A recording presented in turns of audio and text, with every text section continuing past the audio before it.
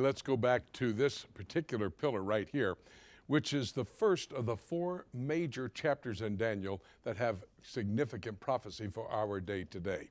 This is chapter 2, which gives us the prophecy about the revived Roman Empire. I believe the infrastructure for the revived Roman Empire is in place. I would call that the European Union. Not the fulfillment necessarily at this point in history, but at least the infrastructure. So the revived Roman Empire is in the process of coming into place. And remember, Daniel in chapter 2 and verse 44 said, when you see that happening, know that Jesus is ready to come and set up the kingdom. This would be then Daniel chapter 7. Here, Daniel gives information similar to Daniel chapter 2 and where he interprets the dream for Nebuchadnezzar, but this is Daniel's own dream.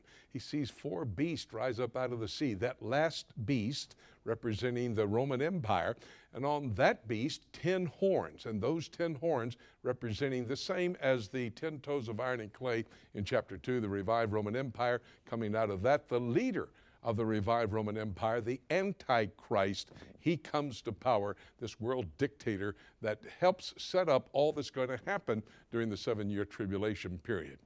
Then we come to Daniel chapter 9. Now we're going to come back to 9 in just a moment, verses 24 to 27, which is that unique prophecy that you were talking about, pinpointing the time in history when the Messiah had to be on earth. But Daniel chapter 9, verse 27, talks about three elements that must be in place at the beginning of the tribulation period. One of them is the tyrant, the Antichrist, this world dictator. He comes on the scene. I say he's alive and well on planet Earth today.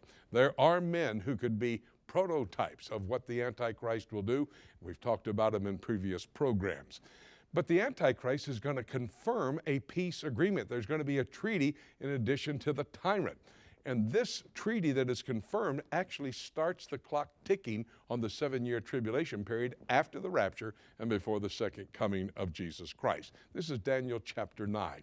Daniel chapter 11 gives us the beginning steps of the nations who will align themselves against the Jewish state of Israel. In chapter 11, verses 40 to 44, it talks about two states that will make the first move.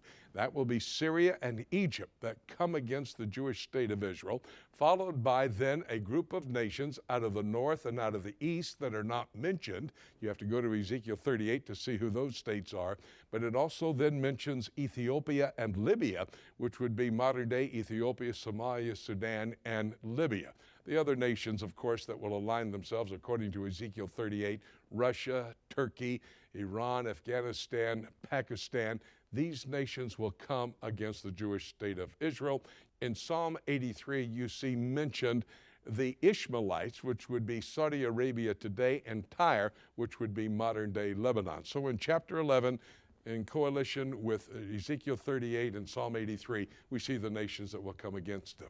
But coming back to Daniel chapter 9, verses 24 to 27, John, we see that God gives to Daniel the 70 weeks of Daniel and all that will happen during that 490-year period of time.